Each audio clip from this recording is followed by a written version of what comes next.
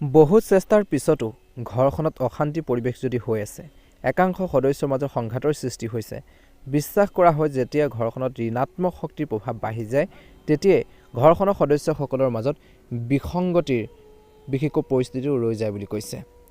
যদি আপুনিও ৰাতিপুৱাৰ পৰা গধূলিলৈকে আপোনালোকৰ ঘৰখনত কাজিয়া বা অশান্তি পায় তেন্তে আপুনি কিছুমান বাস্তুৰ প্ৰতিকাৰ চেষ্টা কৰিব পাৰে, বিশেষকৈ অনুকূল ফলাফল লাভ কৰিব। বাস্তু প্ৰতিকাৰ যি আপোনালোকৰ ঘৰখনৰ ইতিবাচক শক্তি বৃদ্ধি কৰিব, সুখ আৰু শান্তি বজাই ৰখাৰ ক্ষেত্ৰত সহায়ক বুলি প্ৰমাণিত হ'ব পাৰে। ১ নম্বৰতে হৈছে মনত ৰাখিব বুদ্ধমূৰ্তি। ঘৰখনত বিসংগতি আৰু অশান্তিৰ পৰিৱেশ কম কৰিবলৈ ভগৱান বুদ্ধৰ মূৰ্তি এটা ৰাখক। ভগৱান বুদ্ধৰ প্ৰতিমূৰ্তি বাসস্থান বা বেলকনিত বিশেষকৈ আপোনালোকে স্থাপন কৰিলে বাস্তুশাস্ত্ৰ মতে ভগৱান বুদ্ধৰ মূৰ্তি বিশেষকৈ ৰক্ষা কৰে বুলি কৈছে, ঘৰখনত শান্তি আনে। ২ নম্বৰতে হৈছে বিশেষকৈ নিমখ ব্যৱহাৰ। শিলৰ নিমখৰ ব্যৱহাৰে ঘৰখনৰ ধনাত্মক শক্তি হ্ৰাস কৰিব পাৰে।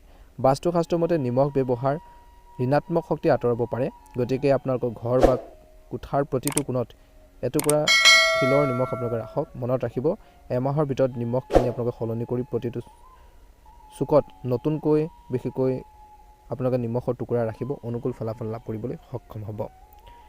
বিশেষকৈ যেতিয়া বাস্তুৰ দোষৰ বাবে ঘৰখনত ধনাত্মক শক্তি বাঢ়ি যায় আৰু কাজিয়াৰ কাৰণ হৈ পৰে, গতিকে মনত ৰাখিব যে ঘৰখনৰ উত্তৰ কোণত কেতিয়াও শৌচাগাৰ নিৰ্মাণ নকৰিব। দক্ষিণ পূব দিশত পাকঘৰ থকাটো শুভ বুলি গণ্য কৰা হয়। বাস্তুশাস্ত্ৰত কৈছে যে ঘৰুৱা বিবাদৰ কাৰণ বাস্তু দোষ বুলি কোৱা হয়, যিটো পৰিয়ালৰ সদস্যসকলে জানি বা অজানিতে কৰাৰ ভুলৰ ফলত হয়। পাৰিবাৰিক বিপদৰ পৰা হাত সাৰিবলৈ বাস্তুত উল্লেখ কৰা নিয়মখিনি মানি চলিব লাগে।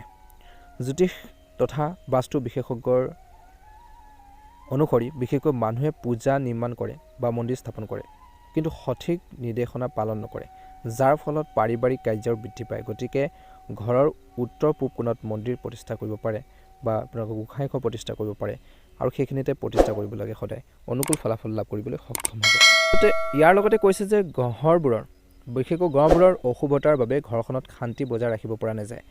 ৰাশিৰ ফলত চতুৰ্থ ঘৰটো ঘৰুৱাৰ বিশেষকৈ সুখ, মানসিক শান্তি আৰু পাৰিবাৰিক জীৱনৰ লগত জড়িত। যদি আপুনি ঘৰবোৰত নিজৰ ঘৰখনত বিশেষ শনি, মংগল, ৰাহু আৰু কেতুৱে বিশেষকৈ ইয়াক দিশ দিয়ে তেন্তে ঘৰখনত অশান্তিৰ সৃষ্টি হয় বুলি কৈছে।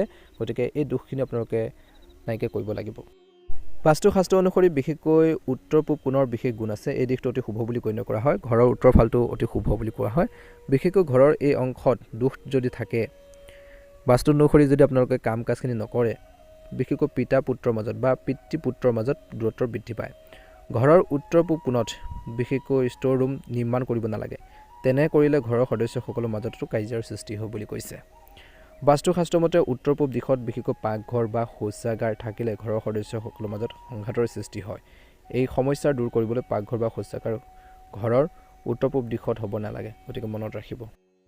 বাস্তু দোষৰ পৰা বিশেষকৈ পৰিত্ৰাণ পাবলৈ হ'লে প্ৰথমতে ঘৰৰ বস্তুবোৰ সঠিককৈ ৰাখিব লাগে। বাস্তুশাস্ত্ৰত বিশেষকৈ বস্তুবোৰ সঠিকভাৱে ৰাখিবলৈ ঘৰতে প্ৰতিদিনে বিশেষকৈ পুৱা মন্দিৰত ধূপ জ্বলোৱা উচিত। ঘৰখনত ইতিবাচকতা আহে, ঘৰখনত ধূপ ধূনা জ্বলাব লাগে ৰাতিপুৱা গধূলি সময়ত। গতিকে এইখিনি ক্ষেত্ৰত মনত ৰাখিব, সদায় ঘৰখন পৰিষ্কাৰ কৰি ৰাখিব।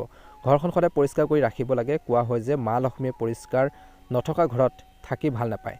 ঘৰখন পৰিষ্কাৰ কৰি ৰাখিলে ঋণাত্মক শক্তি আঁতৰি যায় বুলি কৈছে আৰু ধনাত্মক শক্তি আহে। ঋণাত্মক শক্তিৰ পৰা আঁতৰি থাকিলে বা ঋণাত্মক শক্তিবোৰ ঘৰত কেতিয়াও স্থান নিদিব, সেইখিনি আঁতৰাই ৰাখিব। নিশ্চয়কৈ ঘৰখনত ধনাত্মক শক্তি আহিব, মা লক্ষ্মী বাস কৰিব। বিশেষকৈ মনত ৰাখিব ঘৰখনত তুলসী ৰোপণ কৰাটো বাস্তু দোষৰ বাবে উপকাৰী। গতিকে ঘৰখনত এজোপি তুলসী গছ থাকিব লাগে ঘৰৰ সন্মুখত, আৰু সদায় আপোনালোকে পানী দিব লাগে আৰু তুলসী গছৰ তলত সদায় এগছিকৈ চাকি বন্তি জ্বলাব লাগে। বিশ্বাস অনুসৰি তুলসী প্ৰয়োগ কৰিলে বা ৰুলে ঘৰৰ বাস্তু দোষবোৰ কিছু পৰিমাণে হ'লেও দূৰ হয়। মা লক্ষ্মী বিশেষকৈ সন্তুষ্ট হয়।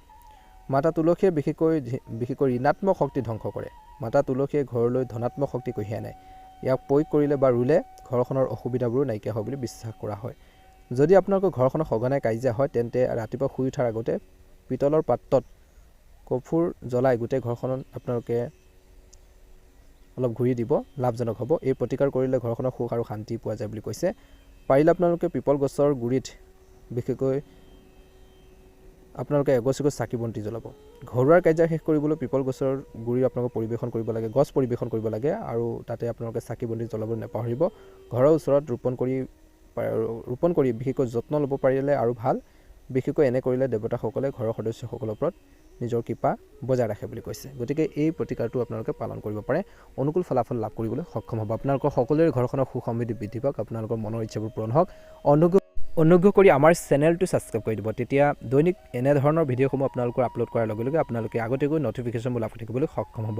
আপোনালোকৰ ঘৰখনৰ সুখ সমৃদ্ধি বৃদ্ধি পাওক, মনৰ ইচ্ছাবোৰ পূৰণ হওক, মা লক্ষ্মীৰ কৃপাত আপোনালোকৰ ঘৰখনৰ কাজিয়া পেচালবোৰ নাইকিয়া হওক, আপোনালোকৰ ঘৰখনৰ সুখ সমৃদ্ধি বিৰাজ কৰক, ধন সম্পত্তি বৃদ্ধি পাওক, তাৰে কামনা কৰিছোঁ।